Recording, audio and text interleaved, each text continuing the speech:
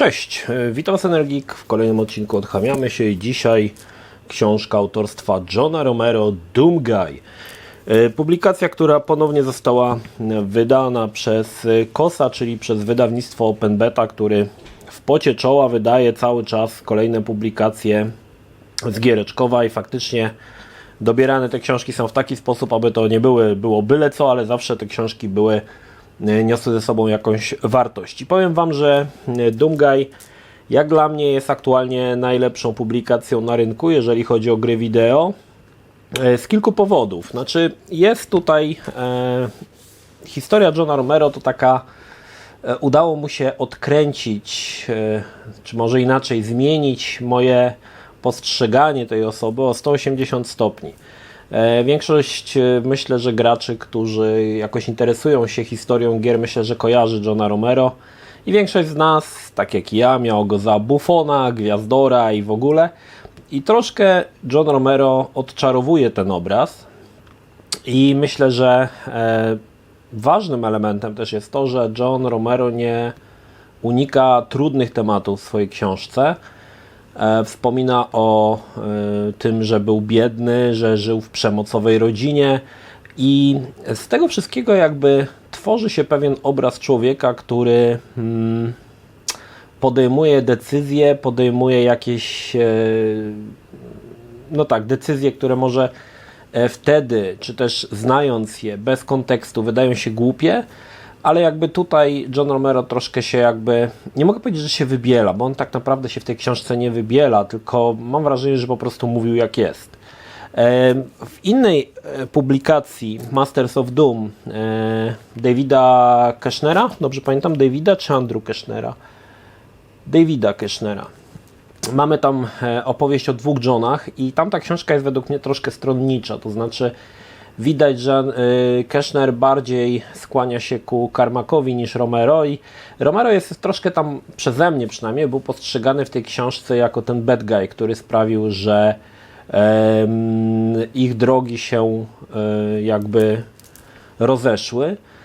Natomiast tutaj wydaje mi się, że John Romero bardziej obiektywnie poszedł do całej, nie tylko do tej sytuacji, ale do wszystkich sytuacji opisanych w książce, bo raczej jeżeli coś gdzieś spieprzył, to on po prostu o tym mówi. Jest dużo poświęcone też Ion Storm, jest dużo poświęcone Daikatanie i jakby nie wybiela tego, nie twierdzi, że Daikatana była super, tylko wszyscy stwierdzili, że jest zła. Nie. Raczej mówił jak jest i to jest fajne właśnie, że jakby nie uchyla się od jakiejś tam odpowiedzialności za swoje błędy, tylko te błędy po prostu opisuje. Tak naprawdę nie miałby po co się uchylać. Już po tylu latach nie ma to żadnego sensu, a można jedynie z tych błędów inni mogą wyciągnąć naukę, więc po prostu w mojej opinii opowiadał tak jak jest. Kolejną fajną rzeczą w Doomguyu jest to, że jeżeli czytaliście inne publikacje Open Bety i mówię tutaj na przykład Nie każda bajka dobrze się kończy, Wzlot i upadek Sierra Online, którą napisał Ken Williams, jest tam taka scena, kiedy Romero chyba z Carmackiem albo z Tomem Hallem, nie pamiętam, przybywają do Sierry i można tą historię, tą taką anegdotkę jakby poznać z dwóch stron. Ze strony Kena Williamsa właśnie w książce o Sierra Online i właśnie ze strony tutaj Johna Romero. Fajne jest to, bo te perspektywy się bardzo różnią, ponieważ obydwie firmy były w zupełnie innych momentach swojej działalności, ale można przeczytać je z dwóch jakby różnych perspektyw i to też jest bardzo fajna rzecz. Oczywiście takich niestety rzeczy jest tutaj mniej, bo Romero raczej się skupia na rozwijaniu tutaj bardzo dużo id Software, jak i oczywiście później Ion Storm, no i dużo też opowiada o swoim życiu prywatnym. I powiem Wam, że naprawdę książkę się niesamowicie czyta. Jak ją zacząłem, to nie mogłem się od niej oderwać i bardziej mi się nawet podobała niż Masters of Doom, który jest taką książką, można powiedzieć, troszkę zrobioną teraz, tak mi się wydaje, porównując obydwie książki, troszkę zrobioną na publiczkę, gdzie podkręcono troszkę niektóre wydarzenia, żeby to się lepiej czytało i było więcej dramaturgii. Romero jakby tej dramaturgii tutaj raczej nie wplata, raczej ta książka jest taka, płynie tak sobie powoli i to jest też bardzo fajne. I myślę, że jako publikacja naprawdę jedna z najlepszych, jakie czytałem do tej pory. Pytanie, czy jest czy ta książka, jakby to już mówiłem wcześniej, ale jest takie, wiadomo, jak ktoś opisuje siebie, czy to jest opowieść obiektywna, tak? Jest tu jedna rzecz, która przemawia za tym, że Romero bardzo dokładnie pamięta wiele wydarzeń i bardzo dokładnie je opisuje. Tak naprawdę jest to przypadłość, którą ja u siebie podejrzewam, aczkolwiek nigdy nie potrafiłem jej nazwać, tak myślę, że mogę to powiedzieć. To się nazywa hipermnezja chyba, czyli pamiętanie różnych rzeczy z fotograficznymi szczegółami, ale tylko w obrębie jakichś zainteresowań. John Romero ma taką przypadłość i faktycznie, czytając tą książkę, z ogromnymi detalami opisuje wiele spotkań, wiele rzeczy, które działo się w id Software i ja powiem Wam, że też mam tą przypadłość. U mnie to jest z grami, tylko u mnie też jest bardzo wybiórcza ale to jest właśnie coś takiego, to jest, dzięki temu mamy bardzo plastyczne te opisy, że faktycznie ma się wrażenie, że się tam jest, tak, że się jest na zebraniu id Software, że się rozmawia z tymi ludźmi. Naprawdę powiem Wam, że zaskoczyło mnie to, że John Romero, nie wiem, czy to on pisał, czy jakiś ghostwriter, nie mam tutaj niestety tej wiedzy, ale naprawdę książka jest dobrze napisana i naprawdę dobrze się to czyta. Także tutaj wielki szacun dla Romero. Pytanie właśnie tutaj jedna z osób chyba na streamie mi zadała pytanie, czy jest dużo i bateria siada? Nie.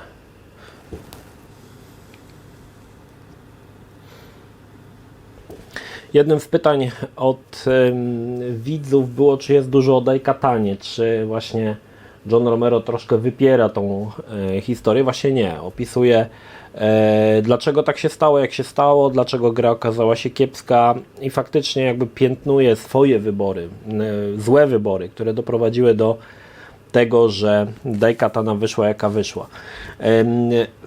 Fajne jest też to, że czytając tą książkę, czasy, kiedy mamy czasy id Software, czyli do momentu wydania Quake'a, książka jest bardzo dynamiczna, natomiast widać, że w momencie, kiedy kończy się historia id Software i Romero idzie na swoje i zakłada Ion Storm, tutaj zaczyna być taka trochę melancholia wchodzić, troszkę taki żal, myślę, że taka troszkę tęsknota za tym, co było i wydaje mi się, że sam John Romero, przynajmniej z tej książki tak wynika, trochę z niego taki gość w stylu Matthew Smitha, czyli tego twórcy Jet Set Willy na Spectruma, to znaczy żyje trochę przeszłością, że wrócił do robienia z powrotem map do Dooma.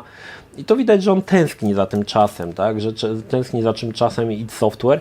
Natomiast faktycznie tutaj ta druga część książki, kiedy kończy się historia id Software, czy też wspólnej drogi Romero z id Software, bardziej jest taka właśnie nacechowana jakąś taką tęsknotą, wydaje mi się, za tym, co było.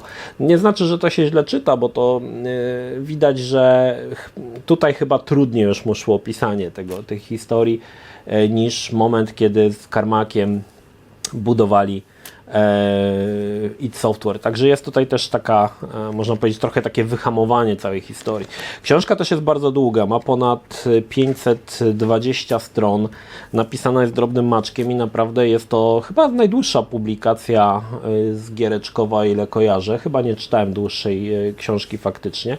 Natomiast jeżeli interesuje Was historia gier wideo, nie tylko Dooma, bo i Quake'a, i Wolfensteina, bo tak naprawdę przewija się tu wiele znanych osób. Okazuje się, że sama branżunia jest na tyle mała, przynajmniej była mała w tamtych latach, że wszyscy się znali i przynajmniej ma się takie wrażenie, że wszyscy się znali i mnóstwo znanych postaci się tam przewija w różnych anegdotkach, także naprawdę polecam, najlepsza publikacja, jaka pojawiła się na rynku, jeżeli chodzi o gry. Spojrzenie Johna Romero nie tylko na id Software, ale też na swoje życie prywatne, na późniejszą firmę Ion Storm, na kolejne projekty, których się podejmował, na Black Room, nie wiem, czy kojarzycie w ogóle Black Room, no i oczywiście na ostatni epizod Dooma pod nazwą Sigil, który również można było jakiś czas temu kupić na stronie Limited Run. Także polecam, bardzo dobra publikacja, naprawdę dobrze się czyta i jest to historia nie tylko o Doomie i Quake'u, ale przede wszystkim historia o Johnie Romero, naprawdę nietuzinkowej postaci, która troszkę siebie odczarowała i pozwala na siebie spojrzeć z troszkę innej, bardziej pozytywnej perspektywy. I myślę, że to jest najważniejsze. Myślę, że udało się Johnowi oddać to, kim był. Przynajmniej ja kupuję to. Kupuję tą jego historię i kupuję to, jak on się tutaj przedstawia. I myślę, że to jest najważniejsze. Także jeszcze raz polecam Doomguy John Romero. Jak najbardziej do przeczytania dla wszystkich fanów gier wideo. To tyle. Pozdrawiam Synergik. Trzymajcie się. Do następnego. Cześć. Jeśli film Ci się podobał, zachęcam do subskrypcji lub wsparcia mojego kanału na portalu patronite.pl. Film o podobnej tematyce znajdziesz tutaj, natomiast z drugiej strony znajdziesz film wygenerowany przez platformę YouTube. Zachęcam również do odwiedzenia moich social mediów, grupy Energikowcy na Facebooku oraz serwera Discord. Linki jak zwykle w opisie.